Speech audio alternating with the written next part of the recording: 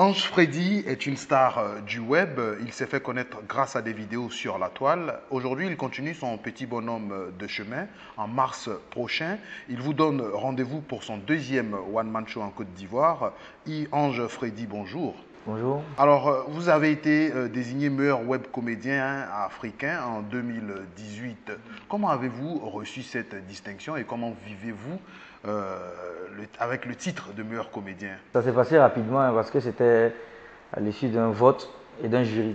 Donc, après, je pense qu'à la cérémonie, il y a eu quelques soucis au niveau de l'organisation.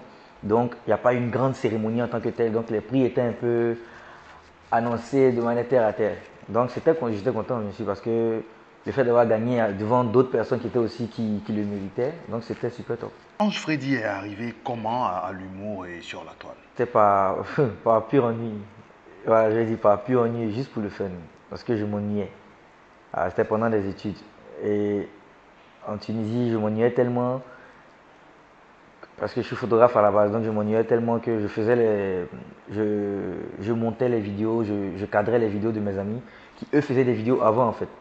Donc à force de faire et de leur donner des idées, j'ai dit bon, j'ai essayé de faire aussi moi mes propres vidéos pour ne pas m'ennuyer et tout ça. Et puis je vois qu'on me dit, je vois les demandes d'amis qui augmentent, les abonnés, tout. On me dit voilà, continue de faire tes vidéos. Je dis bon, ok, on va voir. Donc j'ai commencé à faire, et puis voilà. Aujourd'hui, plus de 200 000 personnes vous suivent sur votre page de Facebook. Comment gérez-vous cette notoriété? Notoriété. Mais je suis connu. Ouais, Je suis connu. bien Ok, sûr. d'accord. Non, non, mais c'est cool. Hein. Ça fait que c'est pas comme si je fais mes vidéos dans le vide. Donc on travaille, c'est comme si je fais mes vidéos, il y en a qui aiment mes vidéos, donc ils soutiennent, ça motive en fait. Voilà, ça motive et puis ça booste, ça donne envie de toujours continuer. Tu dis bon, tu vas pas t'arrêter là, il y a 200 000 personnes qui te suivent, donc allez continue, ils attendent tes vidéos, donc tu te concentres. Bref, Justement, comment tu prépares ces vidéos? Comment tu choisis les thèmes? Comment tu t'organises jusqu'au tournage? C'est avec l'équipe, hein, c'est avec l'équipe, mais quand ce sont des vidéos rapides, hein, juste 1 minute, vite fait là, on peut être là comme ça et puis on a une idée, une inspiration. Parce que dans l'équipe, on a 2 acteurs phares, un réalisateur, cadreur, producteur, tout ça, ça dépend en tout cas. Mais quand ce sont des petites vidéos comme ça, même le cadreur peut dire attends, j'ai une idée. Donc il parle de son idée, on essaie de voir ensemble et puis on essaie de l'adapter. On fait en fonction de machin. Mais en général, si on a pensé à ça le matin, on peut même la tourner l'après-midi et la poster le soir. Mais quand ce sont des courts-métrages, là, bon, c'est une toute autre chose, pardon. Donc, il y a le synopsis, il y a le lieu, le cadrage, tout ça là. Bien entendu, tout cela nécessite des moyens humains et financiers. Comment vous arrivez donc à organiser tout ça? C'est pas juste moi qui suis là comme ça. C'est la partie visite de l'iceberg. Donc, il y a toute l'équipe qui est en bas en fait. Et j'ai dit, on a une vidéo à faire. La vidéo va peut-être coûter 200 000 francs. C'est une équipe, une production, un label, tout ça. Donc on se dit par exemple, bon voilà, si ça doit coûter 200 000 francs, qu'est-ce qu'on doit mettre comme argent? Donc on essaie de voir ce qu'on peut louer, ce qu'on peut acheter, ce qu'on peut négocier, on trouve tout et on trouve les moyens de faire ça. Qui va jouer tel rôle ou tel rôle ou tel rôle.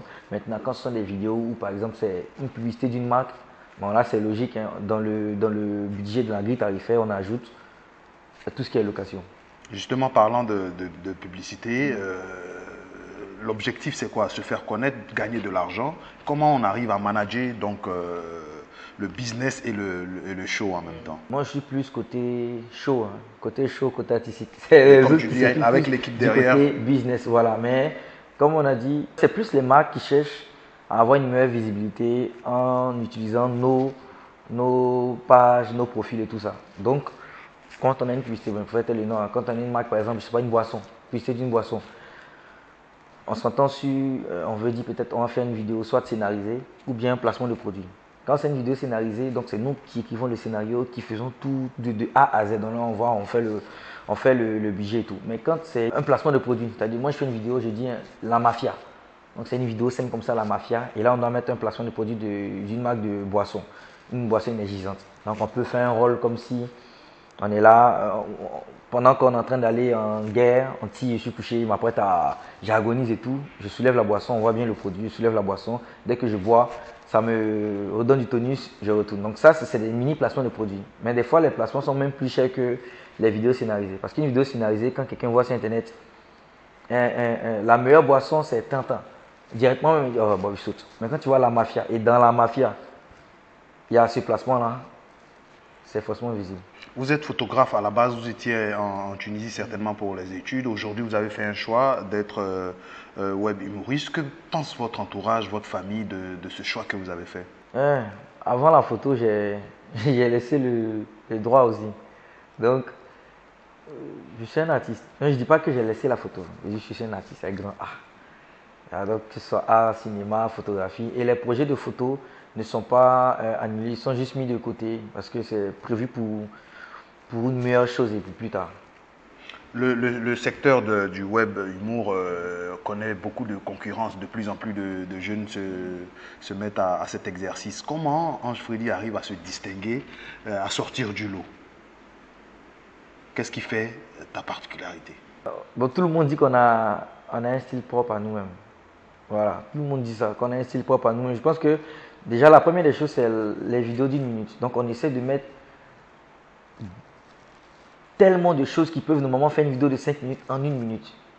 Donc on condense vraiment, voilà, sur le timing, on condense vraiment. Et quand on fait une vidéo, on va dire on fait une vidéo, le chauffeur de bus. On ne va pas se mettre dans un salon et puis faire des chaises pour faire comme si on va aller louer un bus pour faire. Donc on rend la scène réelle en fait. Même s'il fallait qu'on loue un matos qui fait 1 million pour mettre sur Facebook sans revenu, sans placement de produit, on va faire ça. Donc je pense que notre originalité c'est plus le sérieux qu'on met dans nos tournages. C'est ce sérieux-là qui vous conduit donc à proposer un one-man show en mars prochain.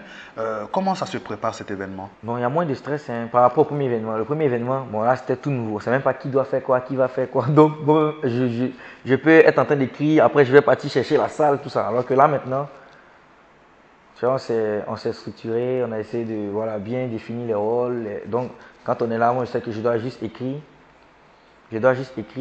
Voir le côté artistique. Il y a un qui met le niveau artistique, il y a l'autre qui écrit pour le théâtre, il y a l'autre qui fait la confection des dossiers, qui va les livrer. Donc c'est beaucoup plus fluide. Je dis qu'on a moins de stress. Il y a des petits trucs qu'on doit régler vite fait, mais ce n'est pas des choses majeures, quoi. C'est juste simple. Okay. Si des gens souhaitent associer leur image à cet événement, ils peuvent toujours vous contacter? Bien sûr, bien sûr. Mais le temps passe, hein? D'accord, le temps passe très très vite.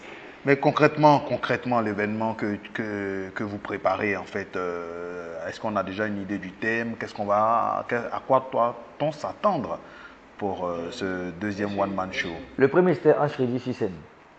Ange Freddy, c'était le titre qui était là. Et cette fois, c'est Ange Freddy déballe tout. Voilà, Ange Freddy déballe tout. Parce qu'on n'a pas encore dit, c'est à vous qu'on dit en premier. Ange Freddy déballe tout, c'est un one-man show de 1h30. En 3 parties, donc 2 parties et puis la dernière partie c'est un théâtre. Donc il va inclure beaucoup d'autres web humoristes, d'autres personnalités et tout ça. Et ce one man show là c'est différents thèmes. Je vais parler de tout et de rien. Quand je dis de tout et de rien, c'est vraiment pas vraiment l'actualité, hein, mais les différents thèmes en fait. Et tout le monde doit se reconnaître. On a appris aussi dernièrement que vous bossez dans une agence de production. Qu'est-ce que vous faites concrètement en plus de votre travail d'humoriste dans cette agence de com? Ça s'appelle comment là? Jeannot Prod. Jeannot Prod. On a même fait un premier événement à Majestic, c'est déjà fait, avec 4 ou 5 web humoristes. On a fait des théâtres. 100% c'était des pièces théâtrales seulement. Donc c'est ça qu'on a fait. Après on a fait aussi, on a presque tout, un Zouglou, que ce soit Zouglou, humour et tout ça. Donc on essaie aussi de signer de jeunes talents, même en modèle photo, en Miss et tout ça. Donc c'est à la base c'est mon producteur, hein, mon ami, mais en même temps mon producteur. Donc on a décidé de créer Jeannot Prod ensemble. Et là, c'est beaucoup plus structuré. Parce qu'avant, quand on nous contacte, c'est directement, voilà, il me voit ou bien on me voit avec le manager. Mais on n'a même pas on peut même pas faire une facture normalisée. Tu vois, alors que là maintenant, tout est défini, c'est bien structuré et puis voilà. Après donc le prochain événement pour mars prochain, comment voyez-vous l'avenir pour vous et votre structure? On a tellement d'idées de malades même que on dit bon on va faire étape par étape. Parce que même pour le choix de la salle, on nous dit que la salle est trop petite, qu'on peut faire plus grand, mais on fait étape par étape. Mais sauf que on espère que les gens vont suivre. Parce que quand on va lancer là, on va plus s'arrêter. Ange Freddy, un mot pour terminer à l'endroit de tes fans qui nous suivent en ce moment. Déjà, merci pour l'invitation. Argent.net, vous avez quand même calé un peu à longtemps. Donc, c'est super top, c'est un honneur. Et puis, pour ceux qui veulent faire des vidéos, qui font des vidéos et tout ça, n'ayez pas peur, lancez-vous. Mais ne faites pas ça juste parce que les autres le font. Parce que si vous faites ça, ça peut vous bloquer facilement. Il y en a qui veulent faire les vidéos et puis, il veut faire des vidéos et puis, juste parce qu'ils disent, bon, ouais, lui, il fait une vidéo, après 2 mois, il a pris une voiture. Il s'est dit, bon, si après 2 mois, il n'a pas sa voiture, il arrête. Alors que tu le connais que depuis 2 mois, mais peut-être le gars, ça fait 5 ans, 6 ans qu'il fait des vidéos. Donc, il ne faut jamais lâcher et tout ça.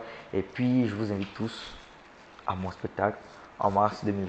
Et surtout, restez connectés à la page de Ange Freddy sur Facebook Bien et sûr, sur les Instagram, autres. Twitter, YouTube. Voilà. Tout.